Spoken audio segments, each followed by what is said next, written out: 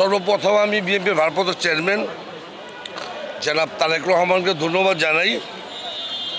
সেইবার কিছু তরুণকে দেশবাসীর জন্য উপহার দিয়েছেন, তার জন্য তাকে ধন্যবাদ।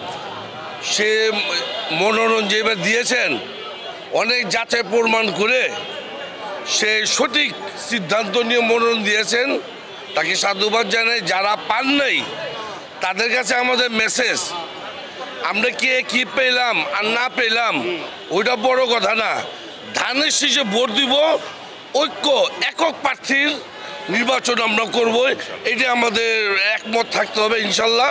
ধানের শীষ ছাড়া বিকল্প বাংলাদেশে নেই, এটা সর্ব বড় কথা।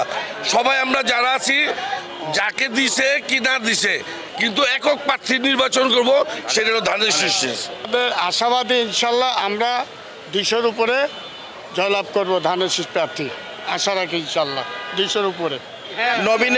নবীনে আর প্রবীণে মিলে ইনশাল্লাহ আমাদের যে চেয়ারম্যান আছে তারেক রহমান, উনি ভালোভাবেই আমাকে দিয়েছে ইনশাল্লাহ।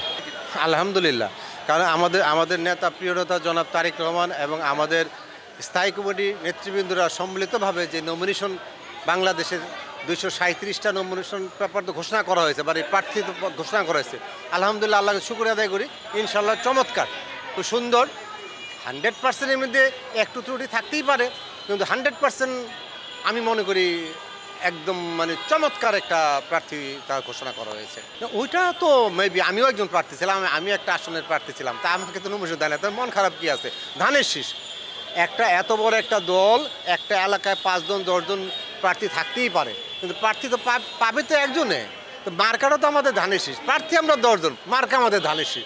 কাজে এইখানে এটা মনোমালিন্য এমন কিছু না, এক মারপেটে 10টা বাই থাকলেও কিছু ত্রুটি থাকে, আর এটা তো একটা বৃহৎ রাজনৈতিক দল, এটা কিছুটা মনোমালিন্য থাকতেই পারে, এটা অস্বাভাবিক কিছু। ইনশাল্লাহ সব ঠিকঠাক হয়ে যাবে এবং আল্লাহর রহমতে আমরা কামিয়াব হব বলে আশা রাখি। আল্লাহ যদি আমাদের সুদৃষ্টির, আল্লাহর রহমত, জনগণের ভোটে ইনশাল্লাহ আমরা আগামীতে নির্বাচনে কামিয়াব হব বলে আমি আশা করি। বেটারের তো শেষ নাই, বেটার তো অবশ্যই, তবে যা দিয়েছে মাছ বেটার। এটা তো কালকে রাতে থেকে আপনারা মিডিয়াগুলি দেখছেন না, জেলা শহর, উপশহর, গ্রাম গঞ্জ, কোথাও কি মিছিলের অভাব হয়েছে? সবাই উপচে পড়া ভিড় প্রত্যেকটা মিছিলেই, প্রত্যেকটা প্রার্থীর পক্ষেই। তা আমরা আশাবাদী আমাদের সকল পক্ষেই সকল প্রার্থী বিজয়ী হবে। এইটা দলের নীতি নির্ধারকরা কী করেছেন তাদের ব্যাপার, তবে আমাদের হেভিওয়েট যারা আছেন আমরা আশাবাদী, যারা তারা যেহেতু আসনগুলি খালি আছে, গুরুত্বপূর্ণ বিশেষ বিশেষ জায়গায় হয়তো তাদেরকে দেয়া হবে, যে কারণে এখন ঘোষণা করা হয়। নমিনেশন দিয়ে সবাই তো মন রক্ষা করা সম্ভব না, অনেক যোগ্য প্রার্থী আছে যারা নাকি নমিনেশন পাচ্ছেন না।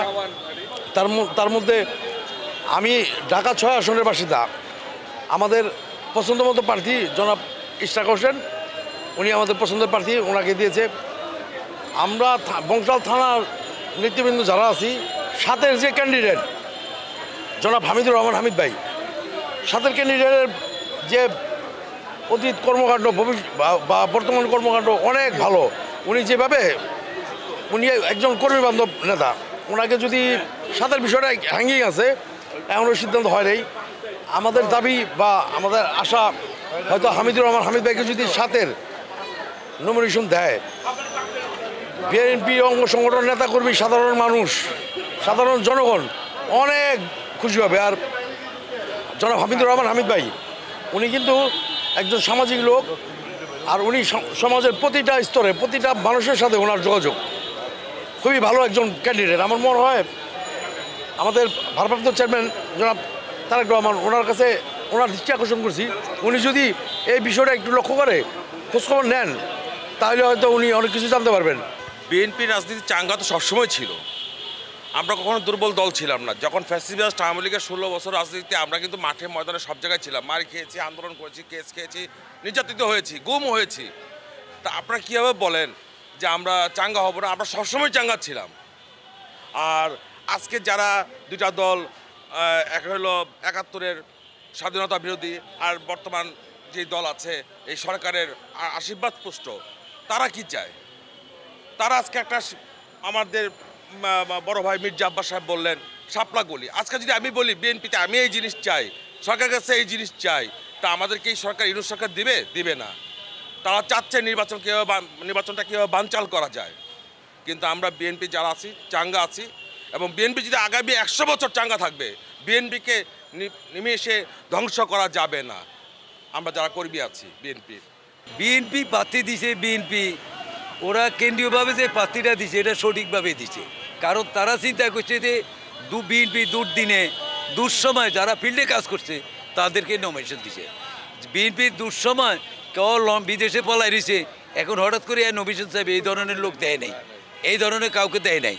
যেমন আমি বিএনপির চিকিৎসক দলের সাধারণ সম্পাদক কেন্দ্রীয় কমিটি হিসাবে আমি আমার মতো ছেলে এখানে কয়েকবার মার খেয়েছি এই কেন্দ্রীয় অফিসে।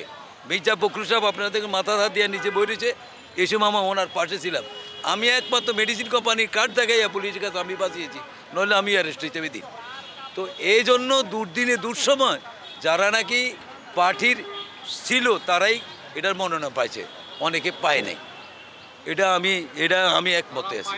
জি, অনেকের মন খারাপ। জনাব তারেক রহমান সাহেব যে সিদ্ধান্ত নিছে, আমরা মনে করি দলের প্রতি সবাই শ্রদ্ধা দেখিয়ে সবাই একমতে কাজ করা জরুরি, এবং দলের সিদ্ধান্তের বাইরে দলের সিদ্ধান্তে চূড়ান্ত সিদ্ধান্ত, এর বাইরে কোনো চিন্তা ভাবনা করার কারো সুযোগ নেই।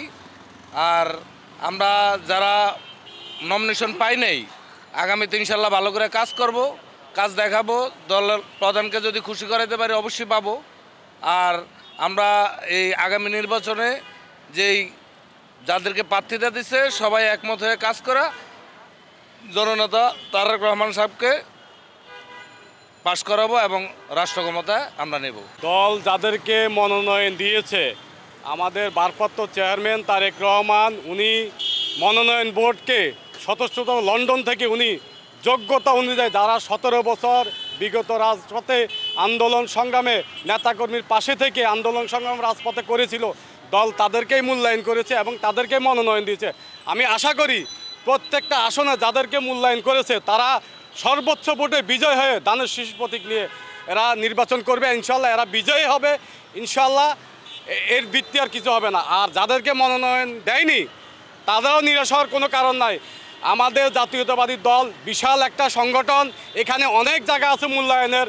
আমার ছোট্ট গুণে আমি মনে করি যে যাদেরকে মনোনয়ন দেয় নেই তারাও একত্রিত হয়ে বিএনপিকে শক্তিকে আরও শক্তিশালী করে আমরা জাতীয় নির্বাচন করব ইনশাল্লাহ। আমরা বিজয় নিয়ে তারপরে মাঠ থেকে আমরা ফিরবো ইনশাল্লাহ।